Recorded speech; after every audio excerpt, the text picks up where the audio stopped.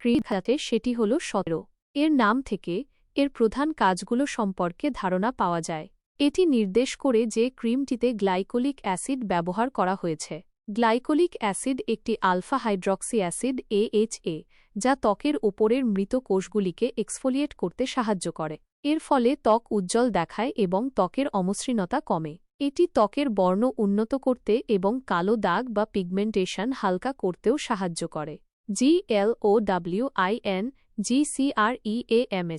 এটি বোঝায় যে ক্রিমটি ত্বককে উজ্জ্বল এবং দ্যুতিময় করতে সাহায্য করে। গ্লাইকোলিক অ্যাসিডের এক্সফোলিয়েশন ক্ষমতা ত্বককে আরও স্বাস্থ্যকর এবং উজ্জ্বল দেখায়। ডে এর মানে এটি একটি দিনের বেলার ব্যবহারের জন্য তৈরি করা ক্রিম।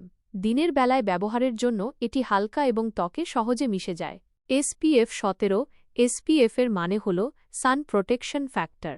SPF 17 নির্দেশ করে যে এই ক্রিমটি সূর্যালোকের ক্ষতিকারক UVA এবং UVB রশ্মি থেকে ত্বককে কিছুটা সুরক্ষা প্রদান করে। যদিও SPF 17 খুব উচ্চ সুরক্ষা নয়, এটি দৈনন্দিন হালকা রোদে পোড়া থেকে ত্বককে রক্ষা করতে সাহায্য করে। সংক্ষেপে এই ক্রিমটির মূল কাজগুলি হল: 1. ত্বক উজ্জ্বল করা। গ্লাইকোলিক অ্যাসিডের সাহায্যে ত্বকের মৃত কোষ সরিয়ে ত্বককে উজ্জ্বল এবং দ্যুতিময় করে তোলে। 2. কালো দাগ ও অমসৃণতা কমানো। ত্বকের পিগমেন্টেশন বা কালো দাগ কমাতে এবং ত্বকের গঠন উন্নত করতে সাহায্য করে। 3. সূর্য থেকে সুরক্ষা। SPF 17 এর কারণে এটি দিনের বেলায় সূর্যের ক্ষতিকারক রশ্মি থেকে ত্বককে আংশিক সুরক্ষা দেয়।